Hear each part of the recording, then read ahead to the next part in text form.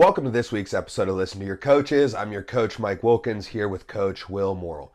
This week, we're going to talk about mixed cards, what they are, what we like about them, and what we don't. Will, jump in. All right, so when we're talking about mixed cards, we mean a fight card that, normally, especially in local MMA, you think of it just like, hey, I'm going to show up and there's going to be MMA, right? A mixed card is MMA, and then maybe there's some Muay Thai in there, and there's a grappling super fight, and maybe there's some kickboxing, maybe entertainment Muay Thai, right? So there's multiple combat sports in one card. Yep, so probably most notable to the audience would be like One Championships. Pretty much all their cards are generally mixed cards, meaning that they switch between disciplines in between fights. All right. Soon that's going to be happening here on our local level in Pennsylvania. We have a couple of our kickboxing Muay Thai fighters fighting on one on Sunday, June the 16th in State College, Pennsylvania. What's it called? GFC, right? So who do we have on that? We've got Brody fighting on that card. We have Josh Donahue, and we've got Jesse the Doctor. And what are they fighting? They're all fighting Muay Thai. All fighting Muay Thai, but it'll happen in a cage because there'll be MMA fights on the same card. And this, as far as our knowledge, will be the first one in Pennsylvania. That's what I understand, yeah. Right, okay. And then we know that for 247, the June 29th, at least one of the cards is planned to have Muay Thai fights on it as well. Exactly. Right? I know 247 is running an afternoon card and an evening card, back-to-back fights. And I don't know, I think the plan is for there to be Muay Thai fights on the afternoon card, but the evening card's all MMA. I believe so. I think the evening card's all full already. So we're going to have a little bit of a mixed card there as well. So we're going to see that at the local levels. I've seen it at the local level in the past. Last May, about a little over a year ago, or roughly about a year ago right now, we were at a New Line event in which two of our fighters were fighting. Lucas Siebert won his first amateur title at that event. And there were 3 grappling matches on that card as well. One of our grapplers, Rachel, she was on the card. She had a good win on that card. Recently moved to El Paso. We miss her. So there was an experience with a mixed card mixing MMA and jiu-jitsu. All right. So where do you want to go with? Should we talk about what we like about mixed cards? Yeah, let's start there, and then we can kind of talk about, that'll lead naturally, I think, into what we don't like. So here's what I love personally about mixed cards. As a fan, I love when I'm watching, again, one is just like the perfect example of it. I love watching, I'm like, okay, cool. We're getting some MMA, which one doesn't have the highest quality MMA. Like outside of Demetrius Johnson, like the majority of the MMA fighters are just like subpar. But it's still fun. I don't love when the MMA is in a ring. So if it's in Lumpini, then I'm like, this isn't awesome. But when it's all in a cage, love it. You get some MMA, then we get some entertainment Muay Thai, right? So little gloves, 3-minute round, or 3 threes rather, as opposed to 5 threes. And we'll get some kickboxing in there as well. So no catching kicks. That's in big gloves. No elbows, and no clinch. Yeah, I was trying to think. I was like, what are the big differences here? As well as jiu-jitsu, right? So personally, as a combat sports fan, it's like, now I don't need to pick between these, right? Like I get to see ADCC championship level, grappling occurring right before I get to see. Well, I mean, aren't there ADCC champs?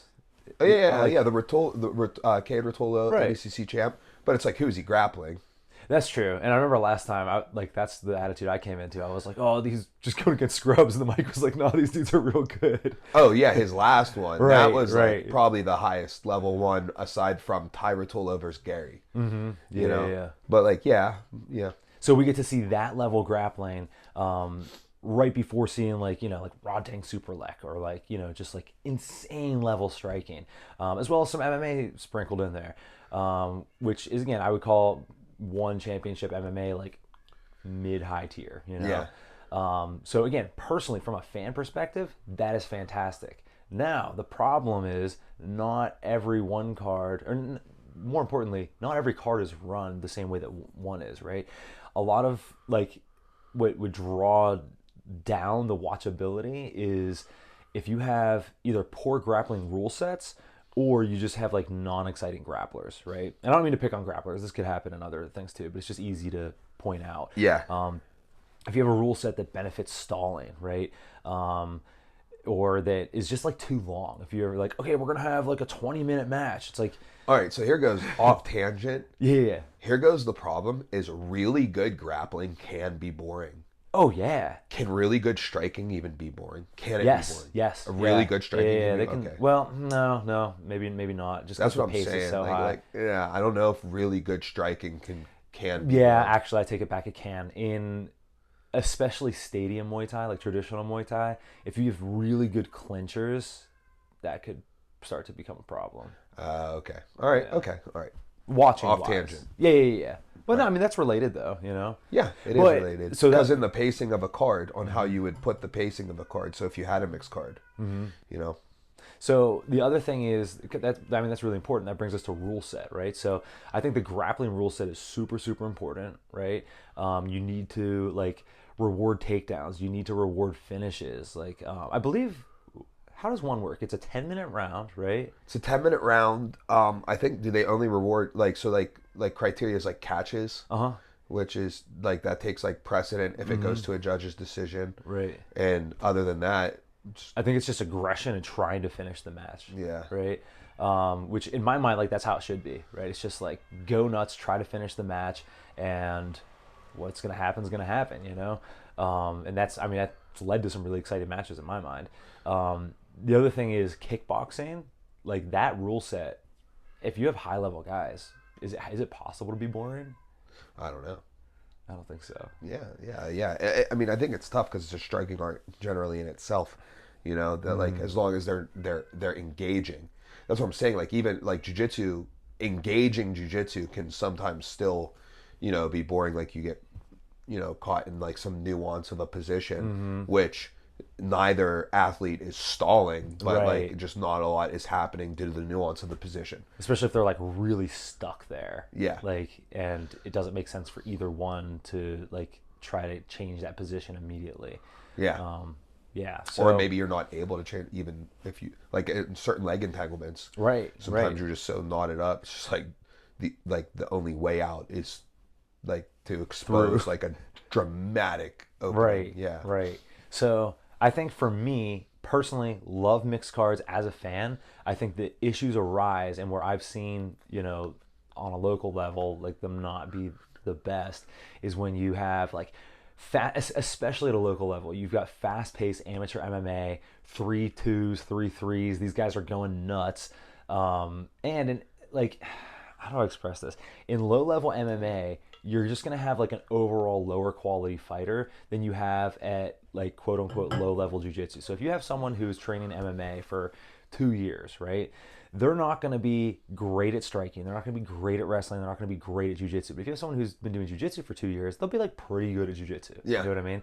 So like when you have these fighters who are, and I hate saying like low level because sometimes that leads to like more entertaining fights, and that's like what we're talking about right now is from a fan perspective. But like you've got this card of these 6 to 9 minute fights, and these guys are getting it, and then all of a sudden you have like a 15-minute jiu-jitsu match, and especially if like they're not super aggressive or maybe they're not great at wrestling or the rule set doesn't reward it, you're just like, come on, now you put 2 or 3 of those back to back, now we've got a problem. You know what I mean? So I think from a fan perspective, overall, big fan of mixed cards.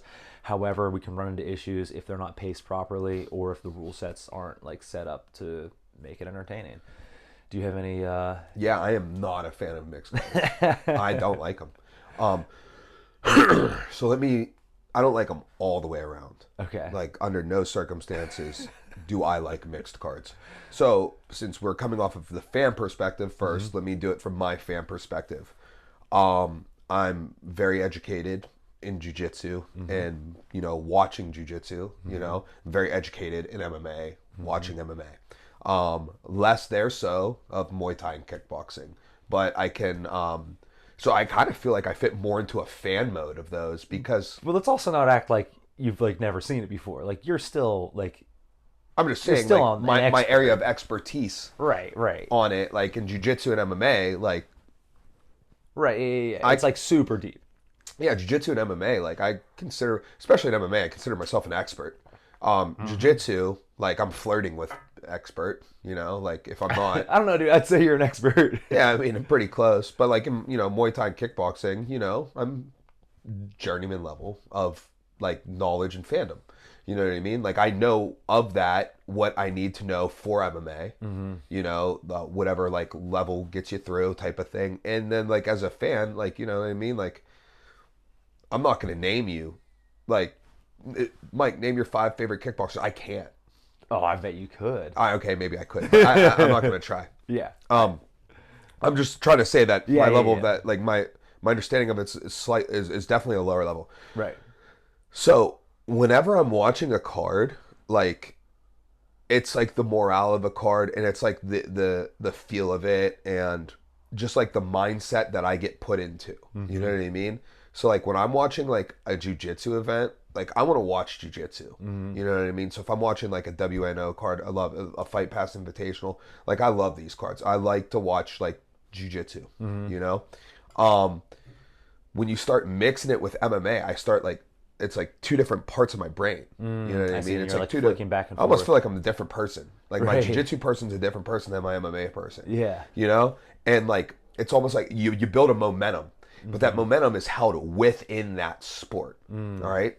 Also, from a fan perspective, being present at so this is me watching it like let's say like on TV. All right. What I don't like about one is the mixed cards, right? I like that like I get to watch Cade Rotolo grapple. I like that I get to watch Raw Tang fight. Super Lek. I like that. You know what I mean? I like that I get to watch Gary, but I would prefer it be an all MMA card, an all Muay Thai card, or an all Jiu-Jitsu event.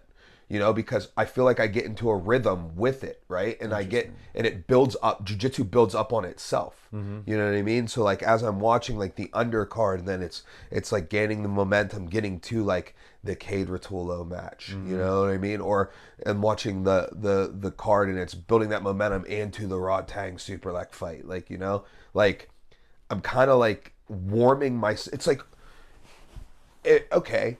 It's like, what if we were doing an event and you were competing in this event, right? And it's like, all right, we're going to step out there and they're going to be like, okay, this is kickboxing. But you don't know if you're doing jiu-jitsu, kickboxing, MMA, or Muay Thai until you step in the ring. Yeah. You don't know what you're doing. You don't know. You go out there, you're cage side, and they just have, the MMA gloves, the boxing gloves, or then nothing. And like you get there and they're like, okay, you're doing jiu-jitsu. Boom, and you go in there and you do it. Right? You know what I mean? How did you warm up for that? Right. Right? And isn't like this sport, like isn't the sport's primarily mental, right? That's what we all say. Like so like your mental warm up as a fan is like I'm watching jiu-jitsu. Like I don't want to be getting thrown all over the place. I don't like that. Dude, this is so interesting, and I'm glad you didn't tell me this before like we started talking about it on the pod. Yeah. So let me ask you this. So when I consume like let's say I want to watch a UFC card or a one card or whatever, I'm always trying to go on their Instagram and I want to see the lineup. Like I want to know exactly who's fighting, and that like preps me mentally, especially on these mixed cards where I'm like, oh sick, I'm gonna get to see the Bertolos or Mikey Musumeci, and then immediately after is gonna be Super Lek, and oh look, earlier on this card is some MMA that I know is not gonna be great. You know what I mean? Like so I have that expectation going in. Is that how you consume it? No, I don't know. I don't know if I can relate to that, but here goes. I'm stretching here, but I'm not even sure this is gonna make sense, but I'm gonna try it. All right. Do you like wings? Yes. Do you like ice cream? See, this is where I thought you were gonna go earlier. Yes, I do. Okay. Do you like what's something wild? Super spicy Thai food? Yes, I do. All right. French cooking? Yes. Okay, great. All right. Do you want to go in between those 3 back and forth? No. So you want to bite one wing, one thing of ice cream, then a pastry, right. and then some Thai food, and then back to an ice cream, and then some more wings. See, I'm glad you said this because I thought you were going to make this analogy earlier. No, I would not want to do that. No, and I don't want to do that either, and I don't want to do that with my martial arts, okay? So if I want wings, right, like I want wings, okay? I don't want you to, like, if I want to watch jiu-jitsu, I don't want you to just throw me 2 jiu-jitsu matches. Like, oh, like I don't want you to just throw me 2 wings. I want a dozen. I'm in the mood for wings. I want a dozen. I don't want just 2 and now I have to eat fucking ramen. Okay, so let's say we're at B-dubs after a fight, right? Right. You get a dozen wings, Bet. right? Are you getting all the same flavor? No, I'm not getting all the same flavor. See, that's the way I look I'm getting at jam and jalapeno, and I'm getting medium. it. See, that's how I look at it. You know what I mean? It's like they're all That's combat cool. sports. But are you getting 14 different flavors? And even if you are getting 14 different flavors, I would argue you're still getting wings, right? Right. You know what I mean? You know what the different flavors are? The different flavors are the fighters. Right? Okay. But we're still in the Okay. wing. We're still in the wing category, right? What we're doing here is you're getting wings and then you're getting stuff that's like different categories. It right? doesn't work with it. That Yeah. doesn't that doesn't mesh. You know what I mean? Like if I watch a jiu-jitsu match and then a kickboxing match back to back, like there was no relation in between those. And you could be like, okay, well, what if you went jiu-jitsu, MMA, kickboxing, so that way MMA built the like connection in between? Like maybe that is a way to make it more palatable for me. But like I said, it's like I want wings, which is jiu-jitsu, and you gave me one wing. And now I have to eat pizza, which is still good and is still in like the same family, like pizza Right. and wings. But I wanted wings, Yeah. Yeah. you know? So that's how I feel about it. Like I get in the, like when I watch, like, and here goes just the bottom line is I enjoy Hughes #1 cards and Fight Pass Invitational cards more. And I enjoy UFC fights and PFL fights more than I enjoy one championship Yeah, events. for sure. You know? Do I think one championship events are cool? Yeah, I think they're cool because I do also like the individual fights that are happening. Right. But You wish they I were just- consume it way better with one martial art at a time. Now, Interesting. that's my fan perspective from watching it on TV. Now let's talk about being in the arena. Completely puts an emphasis on that. Yeah. Right? It's even worse. It's even worse in person. I agree. Okay? So the only thing that really does keep you engaged is an actual connection, right? So what kept me engaged to the jiu-jitsu matches being thrown in to an MMA card? Well, I was coaching one of the athletes. You know what I mean? So I'm deeply engaged. Right. Right? So I'm no longer in the fan perspective there. I'm a participant of this. So as a fan though from it, like I hate it even more being there because it's different crowds. Dude, yes. You know what I mean? So here goes what I want to say. Different vibe in the crowd. We all know. All right, let's take like a card for example. Let's say that there's 500. It's got a just for an easy number, 1,000. 1,000 capacity, right? So you've got your 1,000 fans capacity, Right. 1,000 seat arena. All right, and now you're splitting that up in between different martial arts, right? So we're there because we're watching MMA fights, right? Then we got a handful of people there for the jiu-jitsu matches, and then you got your little niche of your Muay Thai fighters over there. Everybody is going to be kind of into MMA, right? So when it's an MMA fight, you're going to have 75% of the crowd, right? And 80% of the crowd. And they're going to be the rowdiest. Yeah, and they're going to be the rowdiest. But like you're going to have 80% of the crowd because, you know, 95% of the jiu-jitsu guys are also in the MMA. 95% of the Muay Thai guys are also in the MMA. All the MMA guys are in the MMA. Right. So you got a big crowd, you know, who's in, right? But then you do have your like jiu-jitsu people who just like, I don't care about MMA, and your Muay Thai people who are like, I don't care about MMA, right? So you're not engaging the whole crowd. That's fine. Then the Muay Thai fight comes on, right? And like you're really engaging now like 30% of that crowd, right? Yeah. Almost none of the jiu-jitsu guys give a shit, right? Yeah. The MMA people, they like Maybe care. maybe care, and the Muay Thai people care. Then you got the jiu-jitsu card, and it's like the same thing, in Right, and you reverse, cycle through. right? So you're not utilizing 100% of your crowd at any point in time during this event. You know what I mean? Dude. So the energy, and we've been in Yep. crowds, especially like let's say smaller crowds, like even like a 247 event at the Meadows, right? It's a little more like jammed in. Boy, like dude, there's an energy there. Yes. You know what I mean? And you're gonna lose that energy.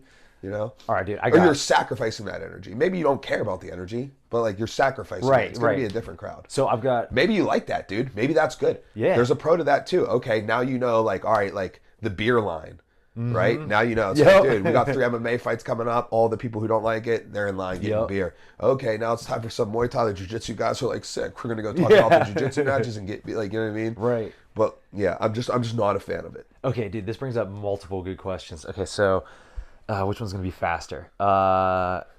Okay, this one's more of a suggestion than a question. The second question is going to be about TV versus live. But so, do you think that like in a live Well, now let's start with that. Do you think any combat sport is better live than on TV as a viewer? As a viewer, depending where your seat is. Yes. So for I me, would say generally better on TV. yes, exactly. If you're trying to digest it for the art, Right. for the competition it is, because you're going to see everything better. Yeah, 100%. You're gonna see everything. The only time I think it's better to actually be there is one when the crowd is like giving you that vibe. Yes. And you have a really good view of the cage, and more, not even just a good view of the cage, but like where the fight is taking place. Because like there have been times you and I will be literally right next to the cage, right? Like best seats in the house, can't and get we're a better just seat. you can't see what's going on, and you're just like, dude, this kind of sucks. The only people who got a better seat are the camera guys. Like, The camera guys and the ref, you know what I Yeah. mean? Like outside of that, then there's it. Yeah. Yeah, I would argue the ref doesn't, because the ref is engaged Right. Yeah, that's a good point. in He's a working. different. He's working and he's engaged. Like as corners, we are as well, Right, for sure. But like, you know what I mean. Like if you wanted to take it as a fan perspective, like as the ref, you're working, so like you're engaged on like checking these things that you can't like. And like we talk about that. Maybe we've talked about it in past episodes, but when I watch fights for fandom, it's complete. I'm a completely different person. Oh yeah. The only other reason I think being live is good is you can hear it. I think Yeah, hearing it, yeah, exactly. It's just like, You can't replace. yeah, you can't replace. You can't replace that. Even if like sometimes like the UFC will like, play something back and they'll be like, listen to this strike, and it's like, oh wow, that sounded like it hurt a lot. But when you hear it live, it's just totally different. Totally Like, different. I think you and I can probably think of a bunch of different like individual strikes that we remember from fights, and we're like, oh, that was pretty sick to see live. Yeah. So then the other thing I wanted to ask you is this, and I know that early in the UFC they were doing this. I don't think they do it anymore. Maybe I'm just missing the beginning of them, but I know early in the UFC they would give a quick explanation of the rules, and sometimes they would interject little things where like a fighter or someone would break down like, this is what an armbar is, or like this is what a rear naked choke is, or whatever, because in the 2000s, 2010s even, like people just didn't know what was going on. Do you think, particularly in like a local setting, so like for example the 247 fights coming up, they're going to have MMA, everyone's familiar with MMA, they know that, oh, if they got shin guards on, you can't punch to the head of a grounded opponent. Like everyone kind of knows what's going on, right? Do you think it would be beneficial to be like, hey, now we're going to go Muay Thai? If you're going to do seconds, Muay Thai here's and the rules. kickboxing, if you're going to do Muay Thai and kickboxing, first off, I don't think you do it. I don't think you do the rule. I think it just is what it is. I think you should. I think it's stupid. I don't think people are going to listen to you nor care. I think it's a waste of time, and it's just like, I don't know. I hate it. Dude, when you were hold on, when you were a kid in class, was your natural tendency to pay attention to the teacher or pay attention to anything but the teacher? Probably anything but the teacher. Dude. You and I are the opposite, brother. Yeah. Anyways, yeah, go ahead. So you're saying I would watch other people pay attention to the teacher. Dude, you want to teacher know? would be talking. I'd be watching you pay attention. I'd be watching you paying attention to the teacher. I'd be like, look at you paying attention. One of the few times I got in trouble for not paying attention to the teacher was because I had another book that I found more interesting. I put it inside the textbook, and I was reading that book instead. Oh my god, that was never me. Yeah. All right. But anyways, you were saying you were against having the rule sets like explained mid-event. Yeah, I mean, like, what, are you just going to get on the microphone? Well, I just imagine if I'm someone who's like, I'm going to see my cousin fight MMA, and I'm kind of familiar with MMA. I've seen a couple UFC cards and whatever. And then these dudes get in the cage, and maybe they got headgear, maybe they have elbow pads, whatever. And I'm like, oh, it's like kickboxing, cool. And then I start seeing some takedowns, and I'm like, oh, that's cool. But I'm not seeing the takedowns that I'm used to. I'm seeing like, Oh, like sweeps. right, yeah, exactly. Sorry, I call them takedowns. You know what I mean? Hey, it is. Thank you. And then like you're just like, oh, but then you let them back up. This is weird. And then like, oh, the MMA guys couldn't elbow each other, but now these guys are elbowing each other, or throwing head kicks, and it's his first fight. Like there's like, I just feel like you can avoid a bunch of that confusion by being like, hey, Muay Thai, amateur Muay Thai and PA, we're going, kicks. For the sake of an argument, what does avoiding that confusion even do for you? I mean, I'm just imagining watching it and being like, why isn't he following up punches on the ground? Like, I'm just not getting it. Or being like, Okay, oh, then he's just not. Like, well, you know he what I mean? shouldn't. Like, I don't care. Like, he's why just why did he throw that guy if it's just kickboxing? I thought you weren't allowed to grapple. Like, Yeah, it's just like whatever, dude. Like, you just don't know. It's like, okay, like why, whatever. Who cares? You don't need to know everything. but see, for me, like if I'm watching a football game, right? Yeah. For me, like I've watched maybe 2 football games in the last 5 years, and even before that, like I enjoyed football, but like whatever, right? I watch 2 football games a day. Right. So if I'm watching a football Sunday, game and I'm just 3 chilling actually. by myself, 4 if they're playing overseas. Because then I got that 9 a.m. London game, and the 1 o'clock games, 4 o'clock games, and then the night game. so okay, this is a perfect example then. If I'm watching a game by myself, I'm like, this is cool. Oh wow, look how like that was a cool play, like whatever. But like a lot of it doesn't stick for me. If I'm watching it with you and you're like, dude, let me tell you some better yet, wrestling, right? Right. I very much like wrestling. I could watch this is gonna be NCAA good. finals and I'd be like, oh, this is really fun. But watching it with you and Ryan 3K, Yeah. dude, that was so much fun because now I'm getting backstory on every single guy, right? And also I'm like, oh, that rule is a little confusing. And then you're like, oh no, this is exactly how it works. And I'm Okay, like, yeah, oh, cool. That's sick. That's sick, and that can still happen here, but it can't happen with Hunter going in the cage. Like, hey, this is going to be kickboxing. Hopefully this answers any question you have during the middle of the fight. You know, something that you would lean over to me and Ryan and be like, what is that? Right? No. So, like, imagine we were watching wrestling, and, like, all you got was, like, at the beginning, I was like, okay, here goes some of the rules I think you don't know. You're not allowed to ask any questions during it. Yeah, but they're not mutually exclusive. Imagine Hunter gets in the cage and he goes, hey guys, this is now going to be some Muay Thai. That means they can strike, head kicks are legal. They can also clinch standing up. They might even do certain that. Sweeps are they legal. might even do that. They have the announcer. I mean, I've heard the announcer talk about we're moving from novice rules to advanced rules. Yeah. Oh, now we're starting our pro fights. Like, you know what I mean? Yeah. Like, they might do that. I just don't think that's anything special. I don't think it's special, but I think it's valuable. I don't think it's valuable. I think it's dumb. It's not valuable. No one cares, dude. No one cares. The people who are there to watch the kickboxing matches know what kickboxing is. I don't care that you who came to watch this MMA fighter don't know the intricacies of kickboxing, and I'm not going to teach you that in a quick 30-second speech on a microphone that ruins the flow of the card. Because we've got to turn the music down, and now it's okay, everybody quiet up, listen, here goes the rules. Like, no, dude. Oh, dude, there's 30 seconds between fights anyways. Then why don't we just do the rules meeting in the cage before the fights with the whole crowd? I wish Why they do we do it in the back? And make things a little bit faster.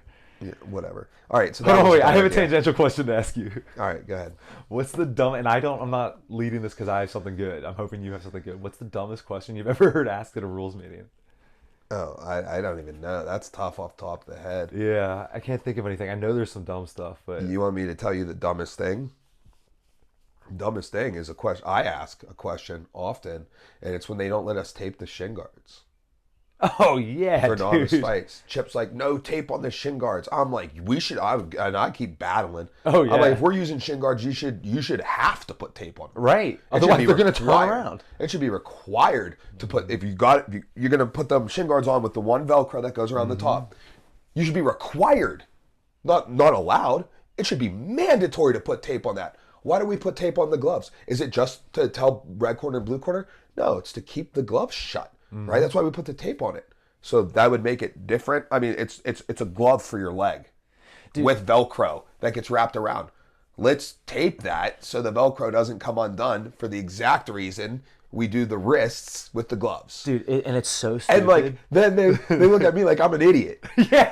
And I'm like, I'm making the most sense in the world. Like, this is the most sense out of anything that's ever happened in MMA. Dude. Like, I just made the most sense. And everyone's like, idiot? Like, why would you do that, idiot? I'm like, dude. Am I like in a Twilight Zone? Bro, you're so right. Also, shin guards in novice MMA are the dumbest thing in the world.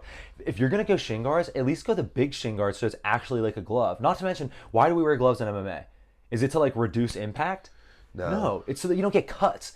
Yeah. What are you gonna cut someone with your shin on a novice MMA? And you're protecting them from what, like bruises on their leg?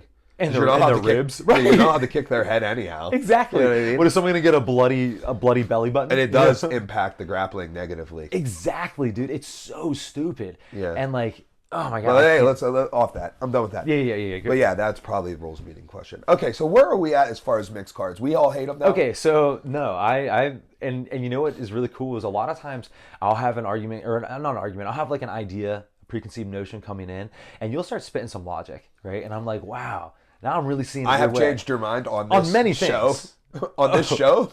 Like, on almost everything we talk about. Bro, not just the show, like just in life. Like I can't tell you how many times like Mike and I would be on like a 4-hour car ride and like I'll be like, oh yeah, dude, I think this, and this, and Mike's like, nah, bro. And like just spits some like really well thought out stuff and I'm like, oh, I never thought of it that way, right? Like I am very open to having my mind changed. This one it sounds like you're just like, I don't like it. And I'm like, I do like it and I stand by it. Okay, now here goes the thing. I'm not trying to change your mind on this, and I think it's fine that you think differently. But I do think, and yeah, I am doing a little bit of like, I just don't like it, which is true. I just don't like it. Right, and there's valid. That's all there is to it, right? But I think my rationale for not liking it makes sense, right? For sure. Like, you know, like I get in that mental mode of jiu-jitsu, that mental mode of MMA, that mental mode of Muay Thai, right? And it's like, you know, I want to eat the full course. Right. You want to go to B-dubs. You want to get your beer, your wings. They go together. Boom, we're set, right? That's it, right? I want to go to the buffet, dude, and I want to go get a little plate of some Asian food. Yeah, and then that's chill. And that's just different people. Yeah, exactly. And that's just different people. And then also, like, you know, we do agree that, like, you're only going to hit segments of the crowd. And done incorrectly, it's very bad. Oh, yeah, it ruins the flow. Yes. Ruins the flow. Now, do we want to transition into the business side of things? Okay, so for the business side of things, my business is fighting. Right. I don't mean like us. I meant like as a promoter. Right. I'm not going to take the promoter stance. I'm going to take the athlete stance. Okay. And why? As an athlete, I don't like it. Okay. Start with that. You want me to start with that? Or do you want me to start with the business I'll side start of with things? it. All right, go ahead. I'll start with it. Here goes why I don't like it as an athlete. What's wrong with One Championships? What is a dispute that One Championships is having with their fighters, even their high-level fighters? They're not fighting them enough. They're not fighting them enough. They're not getting fights because, one, how many cards a year does one put on? Let's say, I don't know, but let's say they put on 2 a month. And we're talking about like their premier cards that are on Prime because they do put them like every Friday morning pretty much. But that's mostly Muay Thai. Okay. Yeah. But we're talking about the same thing here, right? The premier U.S. based cards. Yes. Or at least designed to go to the U.S. audience. Right. Yeah. Right, so the ones that have MMA fighters on it. Yeah. Do they have them like every Friday morning? I don't know. I know it's primarily Muay Thai, so I don't want to say that it's only Whatever. Muay Thai, Okay. Here goes what I'm going to say. Let's just say that they have 24 cards a year, 2 a month. All right. Well, if that's all MMA, and there's 10, let's just say for easy, there's 10 fights a card. All right. So we got 240 fights a year. Right. All right. You have 24 opportunities, 240 fights a year. Right. Right. What's your roster? You know what I mean? Yeah. You know what I mean? Hey, I want to fight 3 times a year. This is how I make money, right? I need to fight 3 times a year in order to like live comfortably, you know? All right. Well, there's 24 opportunities, but there's only 240 fights. How many people are on the roster? You know what I mean? No idea. We know that people aren't getting fights because there's not enough cards for the fights. So if you're going to mix cards, you're going to start like, oh yeah, we're going to mix Muay Thai with Jiu-Jitsu with MMA all on the same card, right? Are you adding cards? Are you doing more cards then? Right, I see what you mean. Because if you're still going to hold your, like, let's say you're doing it at like maybe a more local level, right? And you're holding your 6 cards a year, right? So 6 cards, let's call it 12 fights a card, all right? You know, you got 72 fights, okay? Well, guess what? We're going to do Muay Thai too. It's still 12 fights a card, dude. Right? Hey, we're going to do 4 Muay Thai fights a card. All right, you just took 33% of the MMA fights away. Right. So now out of those 72 MMA fights held a year, you know, you're down to 48 MMA fights a year, okay? And you want to fight 3 of those, you're going to be 3 out of the 48 fights? Like, dude, no shot. Not to mention... No shot. So now instead of there being 12 chances for you to make a card. People are fighting to make it on these cards. Right. 12 chances for you to make it on a card. Right? Now there's only 8. Yep. And not only that, but think about it. Those spots are primarily, like at least at, you know, the level where an organization has a roster, like one or something. Yeah. Like they're not fighting them in equal amounts either, right? It's not like they take like, hey, we have these many opportunities, let's try to distribute them evenly. You know what I mean? Like they're gonna fight Rodtang as much as they can. They're gonna fight Stamp as much as they can.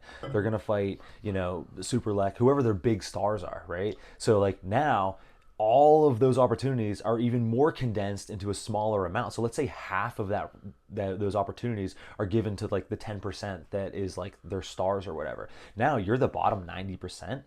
You're the 90% fighting for 50% of the opportunities. Yeah. You know what I mean? So like, if you're, you know, a journeyman fighter or you're just like whatever, like good luck. Yeah, or you're trying to make your way up. Right. Yeah. Yeah. You know, it's the opportunities are just math. The opportunities are less unless you're going to have more cards than you would have. Right. Right. You know, and that's it. The other thing that I have concerns of is people willing, and like maybe it's a good thing, but people maybe willing to take less risk MMA because of the opportunity to do Muay Thai, right? As far as amateur MMA goes and development, you know what I mean? So it's like, all right, like, oh, should I risk? Because like your MMA record, like, unfortunately, like it means so much. You know what I mean? So someone might be like, "Oh man, we got these two 4-0 MMA fighters, right?" And they're not willing to put it on the line against each other in Right. MMA, right? But they're like, "I'll fight in Muay Thai." Right. Because like, oh, because you can lose that and it's okay, Right. Exactly. right? Exactly. And so like maybe that's good because now you're getting that fight to happen. But maybe it's bad because now there's an out for it to happen in Muay Thai and not happen in MMA. Right, and maybe it makes more sense in MMA because you have this like great D1 wrestler and this great Oh like, yeah. kickboxer. You got like it's a grappler versus striker, Right, You know what I exactly. mean? It's like, well, why don't you now guys go got to jiu-jitsu? yeah, yeah, you know what I mean? And so, do you think that this might start to push MMA to being more like boxing is, where it's like you're gonna get to 20-0 only fighting cans? No, I don't think so because the main organizations still are just MMA only. Right. You know what I mean? Right. And I don't see them going away from that at all.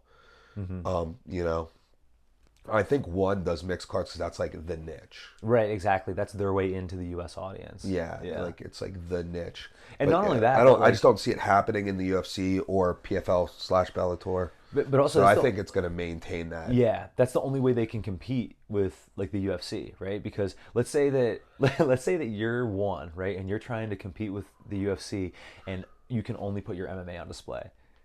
Like that's just a losing battle all Oh around. yeah. Okay.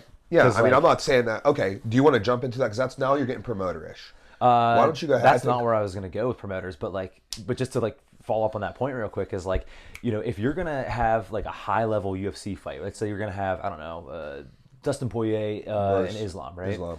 Right, like that is the highest level of MMA you can get, right?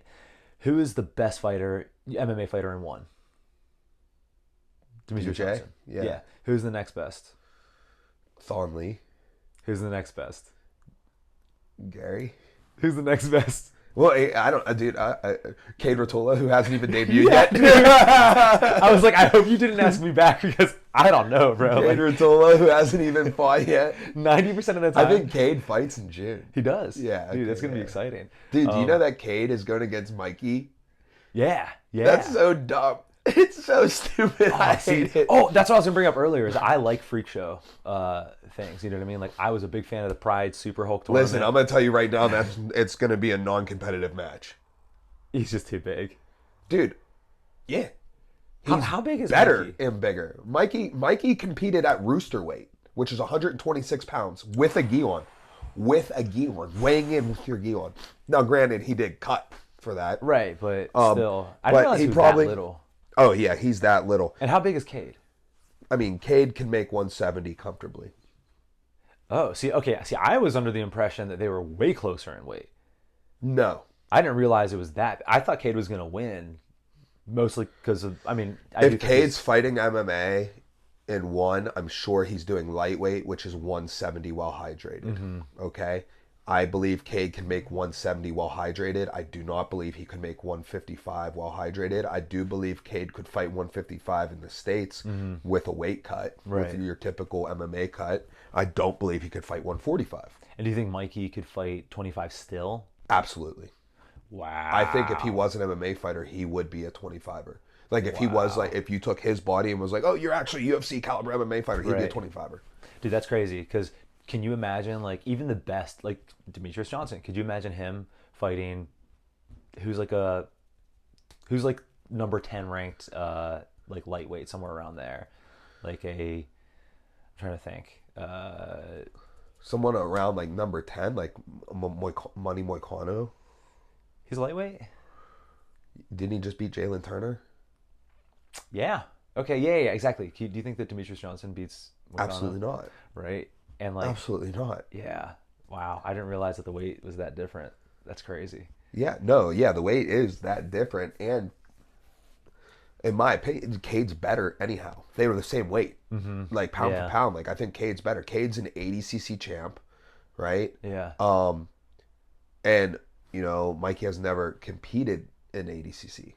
Dude, you know it's crazy. You're explaining this, and I'm like, I want to see it more now. But Mikey, one of his notable recent losses, he did compete in. So there was a Who's Number One tournament to start off like the Who's Number One Jiu-Jitsu circuit. Who's Number One, by the way, was started for wrestling. It's been happening for wrestling. Like for example, Jason Nolf did it when he was in high school. Wait, really? Yeah. So Who's I had Number no One? idea. The original WNO. It happens every year for wrestling too. There's one a year for wrestling, and it started with wrestling. So a guy, he runs Mad Scouts now, Willie Saylor. He came up with the idea to do the beginning of the high school season. You do a dual meet called Who's Number One, in which you take the number one ranked guy in the weight class versus the number two ranked guy in the weight class, and they wrestle for the number one spot. And then the winner of that goes into the season ranked number one in the nation, right? And like we were doing it, and then in certain weight classes where like 1, 2, 3, and 4 were all like kind of close, right? They would do a little 4-man bracket. Nolf was in it. You know what I mean? So like that's just someone who I know you would know right off the bat. Bo Nickel might have been in it. I'm not sure. He was that caliber, but sometimes like if the number two guy's like hurt or whatever, they just won't do it. Right. A lot of times they don't do heavyweights because those dudes are in the middle of football season at the time. They Oh would do it. yeah. You know what I mean? And stuff like that. But yeah, it's Who's Number One, and like I don't know what year it started, but like I got to think at least like 2013. Like it's been going like 11 years, if not more. Yeah, It's the same organization. the Flow Okay. Flow interesting. Wrestling. It's Flow. Right, yeah, Flow yeah. Sports, right? So then they started doing it for jiu-jitsu. And now they do it, they don't do it like at the beginning of every season because there's no season. They just like have a card like every other month or so, right? But to start it off, they did a Who's Number One tournament. And they did, I think, 5 weight classes, 8-person brackets, 2 female weights, 3 men weights. The male weights were 155, 185, and then probably heavyweight. I can't remember. But in the 155-pound bracket, Mikey was in there, and he lost first match. You know, He's just too undersized. he lost to Gabriel Souza, right? Who is a very good competitor, is like top level ADC, Right. like ADCC title challenger at 145. Okay. At 145, he's like title level. Like, Right. you know what I mean? Like he quit. Like if you were like, oh, he won ADCCs, like no one would be like, holy crap, that's Right, yeah. what a surprise. You know, he might not be the pick Right. to win, but like if he won, no one would be like, I would have never thought in a million years. You know, but he got submitted by him in a north to south choke. Interesting. In that tournament. And like that's someone who like I could not see beating Cade. Yeah. And like in this instance, man, like MMA math is gonna work. Yeah. Yeah. know? Well, also just like weight classes like Yeah. exist for a reason. Like I think that's something that, so, okay, this is a little off topic, but so yesterday, Locke sent me, shout out Locke, he's doing jiu-jitsu. All right, Locke. He sent me a podcast by, you know who Dan Carlin is? He did Hardcore History. Yeah, I know That- Dan Carlin, So yeah. he did one about boxers, right? And how in most sports, the modern athletes are better than the athletes of the past. And he makes the Most argument. sports is in, I would say all sports. I would also agree. But this podcast made the argument that boxing is Should we one be of the- talking about this? Or this sounds like it could be an episode.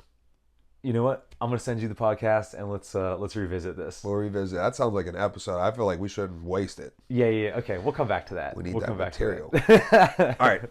All right, take the promoter, Ed, and let's put a bow on this. Boom. Okay, let's do it. Okay, so there's kind of 2 stances I want to take on this. One is at the, I hate to say lower level because like local MMA Let's cards, just put a disclaimer. When you say lower level, it is not a. It's not. yeah, it's not derogatory. It's not derogatory. It's not a diss. It's just a fact. Right. Is there a level lower than you? Than a debut amateur? Is there an MMA level lower than a debut amateur? No, that's where you start. That is Exactly. the lowest level. That is not like Right. an insult. And also, like, in my mind, I have been to certain local MMA shows that have been far more entertaining than, like, a top-level UFC card that sometimes just doesn't pan out. You know what I mean? So, like, again, in terms of entertainment, they can be right next to each other, right? Yeah. Anyways, that disclaimer aside, like, the lower levels, I think with one of the issues you run into, and I discussed this with Ryan, from 247, He was at the gym a few weeks ago, and that's when we kind of talked about like having Muay Thai in the cage and everything. And one of the issues is like culturally in MMA, like those fighters know that they have to sell, right? And I'm not saying that doesn't exist in kickboxing, but like, I mean, you've been to Muay Thai shows, like they tend to be smaller, right?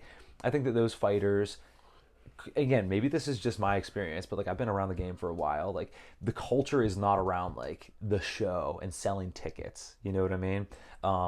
And again, this is generalities. There's obviously times where that's not the case. But that's a real issue for promoters. You know what I mean? Because if you have this kid who's just like, I just want to kickbox, I don't really care about selling tickets and putting on a show and everything, then you're going to put them in a spot where you could have had one of your stars, especially given that it's like in the local case, like they're MMA fighters who are amateurs and they've built a following already, right? Yeah. And now you're going to have these, you know, Muay Thai fighters in there. Like this crowd doesn't know about these guys. You know what I mean? Like they don't sell as well necessarily. Again, I'm speaking in generalities, but that could become an issue for promoters, and that might lead them to not want to do it as much, right? Then also at the higher levels, and this is all speculation because I have no idea, and I've also seen conflicting things on this, but I've heard that one is not doing well financially. Like, Oh, yeah. which isn't always a problem because, right, like look at Uber. Do you remember when you could Uber like anywhere for like $7? Yeah. And then they raise the prices up? That's because they just like, they come in and they're just going to undercut the market, gather up the entire, you know, what do they call it? Like market share or whatever. You know, they get their audience basically, and then they can raise prices. And everyone's like, oh, do I want to like undownload Uber and get some like little new app? Like, no, you're just gonna like, all right, whatever. I'll pay the, you know, $14 instead of $7 that it is, Yeah. right? So like, them not necessarily making money isn't a problem right away, because if they gather the U.S., you know, appetite for mixed cards, then great. But if they're not doing well and they're having the issues like you've talked about, where like their fighters are unhappy and trying to get out of contracts and just not, you know, fighting enough, that's a recipe for disaster. So like, and again, this is just like speculation based on things that I have heard. I don't even know like the articles I read and whatever that saw it. I've also seen stats that show that one is the biggest, you know, martial arts organization in the world. So maybe I'm very off on this, but the fact that one may be floundering from a financial standpoint kind of pushes me to believe that maybe that's not the best choice for a promoter to take. Yeah, I don't know. But one of my things about one too is like, dude, like I never get upset if I miss a card. Like when I miss a one card, Fair enough. like, dude, literally never. I'm never like, ah, man. Like, you know what I mean? I would if I miss like very specific fights. Yeah, like Super Bowl fights, like Super Lek Rata. Right. Or like people, like if I missed a chef fight, I'd be furious. You know what I mean? Right, yeah. But like, you know, like, okay, yeah, like, yeah. Yeah. But I understand where you're coming from too. Like, I'm like, dude, like, I like jiu-jitsu and I want to watch the, like, Cade, Rotolo, Ty Rotolo, or something. Dude, I'll miss their matches. I'm like, all right, I'll just watch it tomorrow. Right. Yeah. Exactly. Yeah. Dude, the other thing, Because I'm also not worried about it getting spoiled. and maybe right. Yeah. Exactly. It's not like you're I gonna never open hear Instagram. about it. Yeah, I never hear about it. Actually, yeah. that is the case for my Instagram algorithm a little bit, because mine's all like striking stuff. But whatever. The other thing, and again, maybe we do a completely separate pod about this. I try to give him the benefit of the doubt, dude. Josh Tree really bothers me. Oh, bro. Yeah, I mean, I don't know. He's probably a great guy. I just don't like how everything like is about him. Dude, not only about him, but also that I tried to like give him the benefit of the doubt because someone that you and I both know very well had lunch with him and said he was a really cool dude. But like that slam, that was it a suplex or like? Yeah, no, it was the same thing. It was the way that Rose got knocked out against Jessica Andrade, and we have a breakdown about that, in which, so Jared Brooks was in a rear body lock. Opponent reached back for the Kimura, right? He steps to the side, elevates. You can't pull your arm out, like you lock it. You can't let go to brace. So boom, slams him down. He lands shoulder head first, slam knockout, right? They called it an illegal slam Okay, because like you're not allowed to spike people on their head, but that like I don't think it was on he his came head off either. his feet Right. and arced, like Yes. in order to go from your feet, like, you know, like it was like you know what I mean, like The other that's a thing- knockout, dude. So tell me, I agree 1,000%. And then Chatri acted like it was the most like egregious thing he'd ever seen. Yeah. And do you remember? It's the number one thing I hate about him. I called you and asked you this. I said, Mike, in high level wrestling, that's 100% legal and it happens a fair amount, right? And you were like, yeah. And I was Yeah. like, how many guys have gotten hurt from it? Like, just off the top of your head, I'm sure someone has. And you're just Yeah. like, I don't know. I can't think of any. And I'm like, okay, well, if you have these top level athletes who are able to do this and like not really get hurt, then why are you excluding it from MMA? Like, do you think the MMA fighters are like, So what they want to avoid is like pile drivers. right, the Bob Sapp Nog, big Nog Yeah. thing, right? Yeah, like that type of stuff, which is fine. Right. Right. You know what I mean? But like that is a throw.